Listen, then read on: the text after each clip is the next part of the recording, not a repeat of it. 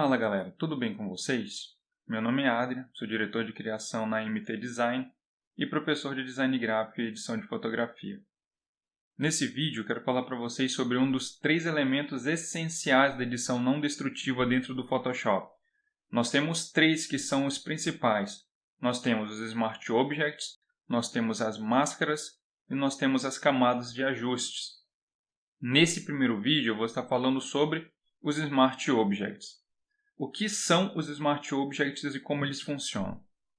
Quando você tem uma imagem dentro do Photoshop, percebe que, por exemplo, eu tenho algumas layers aqui dentro desse mockup e percebe que dentro dessa primeira layer aqui eu tenho um íconezinho. E esse ícone é um ícone do Smart Object, significa que essa layer é um Smart Object. Se eu criar uma layer regular, vou criar uma nova layer clicando nesse botãozinho, percebam que essa layer é uma layer regular, ó. Ela não tem o ícone do Smart Object. Mas eu posso transformar essa layer em um Smart Object. Como? Clicando com o botão direito em cima dela e escolhendo a opção Convert to Smart Object. Ou posso também vir aqui no menu Filter e pedir para ele converter em um filtro inteligente, ou Convert for Smart Filters. Vai dar o mesmo resultado. Qual é a vantagem de você trabalhar com Smart Objects? Vamos lá. Existem algumas questões que você tem que levar em consideração para trabalhar com o Smart Object. Por que ele é tão importante dentro das edições do Photoshop? Quando nós abrimos uma imagem, deixa eu pegar uma imagem aqui. Vou pegar, por exemplo, a logo aqui da MT mesmo. Ó,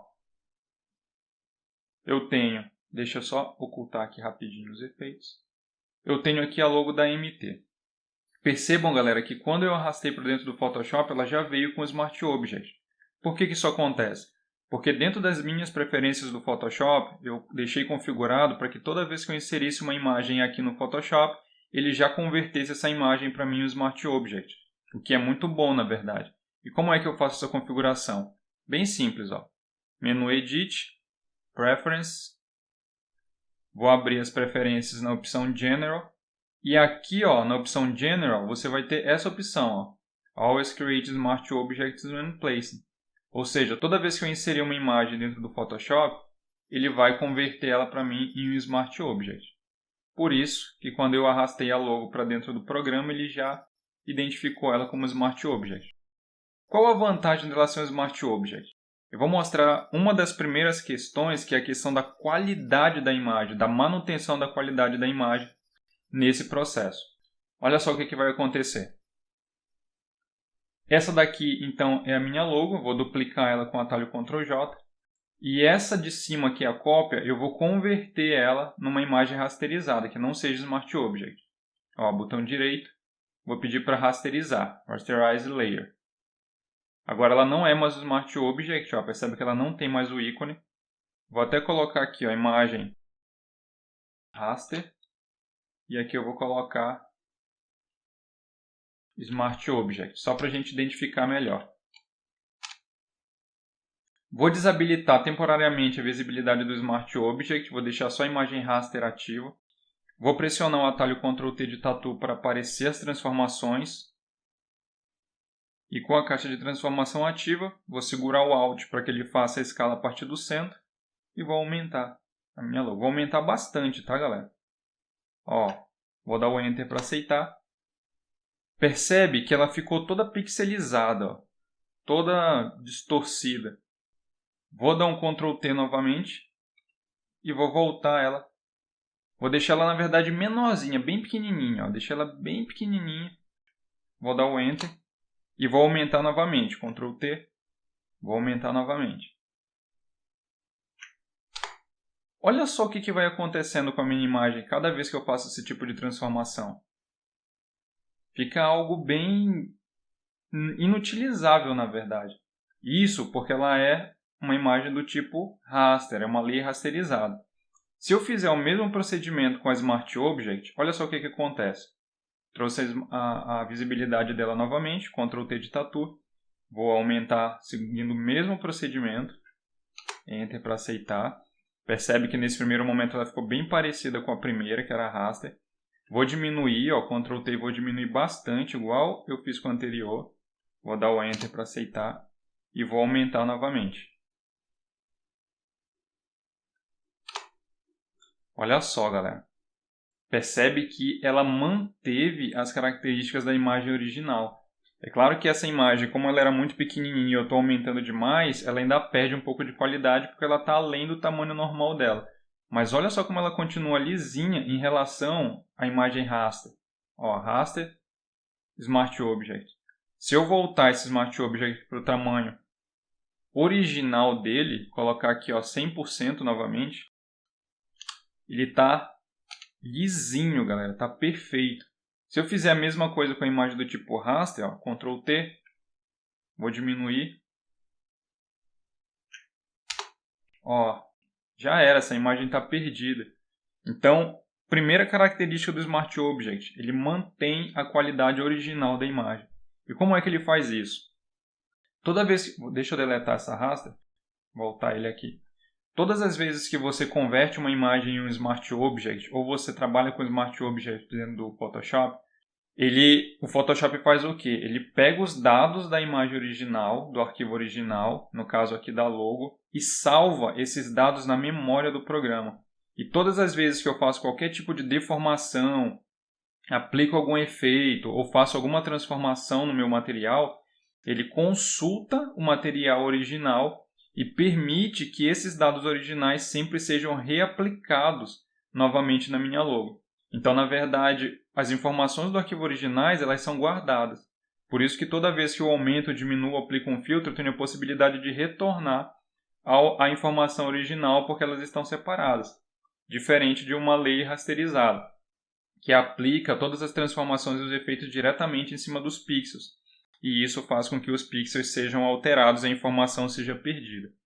Essa é a primeira dica dos Smart Objects, o que na verdade já é fantástico. Quer manter as suas imagens com a qualidade nativa delas? Sempre converte elas no Smart Object. Próxima dica agora. Aplicação de filtros. Deixa eu aumentar um pouquinho aqui a logo, só para a gente enxergar melhor o que vai estar sendo feito aqui. Ela não está com uma qualidade bem alta porque ela é pequenininha, tá, galera? Esse documento é bem grande. Quando eu aumentei aqui, eu estiquei bastante a imagem. Olha só. Vou duplicar ela novamente. Vou rasterizar novamente. Então eu tenho a raster em cima e a Smart Object embaixo. Se eu aplicar um filtro nessa raster, vou mudar o nome aqui para facilitar, ó, raster. Vou aplicar um filtro, por exemplo, de desfoque nela. Ó. Filter, Blur, Gaussian Blur. E vou aplicar um desfoque aqui que dê para a gente enxergar legal. Uns 20 pixels de desfoque. Vou dar OK. Se eu tirar a visibilidade da Smart Object, você vê ó, que ela ficou bem desfocada. Porém, imagina que agora eu quisesse editar esse desfoque. Eu achei que desfocou muito, eu achei que desfocou pouco e gostaria de voltar lá e refazer o processo. Não tem como, galera. Uma layer rasterizada, todas as vezes que você aplica um filtro nela, ela realmente altera as informações do pixel e você não tem mais como desfazer, a não ser que você dê Ctrl Z e volte no histórico. Porém, se eu faço a mesma coisa em um Smart Object, ó, selecionei meu Smart Object, Filter, Blur, Gaussian Blur, e vou usar a mesma quantidade de pixels de desfoque. Vou dar OK. Percebam que no Smart Object ele criou uma seção abaixo da layer chamada Smart Filters e eu tenho o filtro que foi aplicado salvo na minha layer.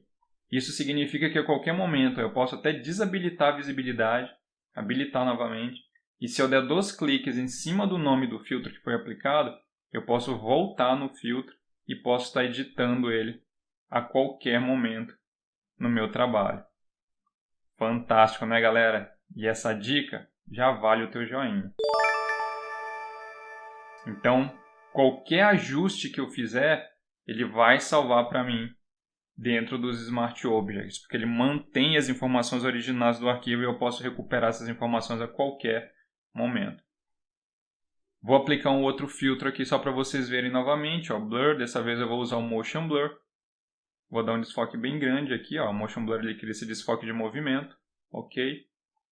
Vocês vão perceber que agora eu tenho os dois ali na minha lista, ó. E a qualquer momento eu posso desabilitar um, posso desabilitar o outro, posso até deletar eles, caso eu não queira mais, ó.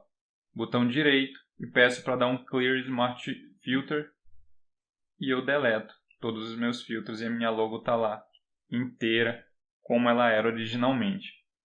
Legal demais, né, galera? Ó, vou deletar essas duas layers e vou dar agora a última dica relacionada aos Smart Objects. Vou ligar novamente os meus documentos, minhas layers. Esse carinha que vocês estão vendo na tela, galera, é um mockup.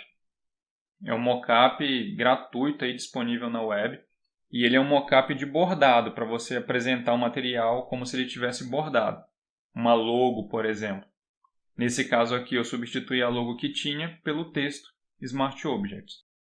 O fato de nós termos a capacidade de criar e trabalhar com Smart Objects permite que nós trabalhemos e criemos mockups, que é o caso desse arquivo, que nada mais é do que uma maquete, uma apresentação digital de um material que você queira estar apresentando para o cliente, ou até no teu portfólio. Então você vai ter mockup, por exemplo, de boné, de camiseta, de folder, de flyer, de cartão de visitas, de logo, de fachada, que você imaginar existe mockup. E qual é a característica que permite você criar esses documentos e para que eles servem, né? Olha só como os Smart Objects facilitam a criação de mockups, ajudam com que você tenha um trabalho muito mais automatizado. Essa layer aqui, ó, chamada Your Logo Here, é o Smart Object responsável pela substituição desse material que vocês estão vendo aqui na tela. Se eu der 2 cliques em cima desse Smart Object, no ícone dele, vocês vão perceber que ele abriu o documento original, que foi o documento que separou as informações daquele Smart Object. Se eu vier, por exemplo, aqui editar esse texto, ó, Smart Objects, tirar o S e salvar esse documento, ó, vou fechar ele aqui, vou pedir para salvar, automaticamente ele vai ser alterado dentro do arquivo original. Mágica, né, galera? Mas na verdade não é mágica, é o Photoshop. Eu posso até mudar as cores, ó. Se eu voltar lá no documento, no Smart Object, seleciono aqui o Object, altero a cor dele, coloco, por exemplo, um azulzinho, dou OK, salvo esse documento com Ctrl S, volto para o meu arquivo original, olha lá quem alterou, o meu Smart Object com todos os efeitos e todos os filtros já aplicados nele. E o mais legal é que isso não funciona só com texto. Olha só, vou voltar lá no documento do Smart Object, não preciso clicar 2 vezes porque ele já está aberto aqui. Em vez de trabalhar com esse texto, agora eu vou trabalhar novamente com a logo da MT. Ó. Vou abrir ela aqui novamente, vou arrastá-la para dentro, abrir, Ctrl T de Tatu, vou aumentar ela um pouquinho mais, Enter para aceitar, deleto o meu texto que está embaixo, não preciso mais dele, salvo o documento com Ctrl S, e se eu voltar lá no meu mockup, vocês vão ver a logo aplicada com todos os efeitos apresentados. Fantástica essa dica, né, galera? Se você não deu o joinha naquela dica de agora, pode dar agora. Essa dica aí é demais. Então, galera, essas são as dicas aí sobre Smart Object. Se você ainda não trabalhava com Smart Object, comece a trabalhar, porque dentro da edição não destrutiva, ele é essencial. Então, aprende ele. Se você ficou com alguma dúvida, volta lá no início do vídeo, assiste de novo. Se você ainda continuar com dúvida, pergunta lá nos comentários, mas não deixa de aproveitar essa dica no teu dia a dia. Entende e domina o uso dos Smart Objects. Espero então que vocês tenham gostado de mais essa dica, de mais esse vídeo. Se gostou, não esquece de curtir o vídeo, não esquece de se inscrever no canal, porque ainda tem muitos mais vídeos para estar trazendo para vocês. E não esqueçam de compartilhar esses vídeos com aquelas pessoas que vocês conhecem e sabem que querem aprender mais também do Photoshop, do básico ao avançado. Muito obrigado por assistir mais esse vídeo e até o próximo.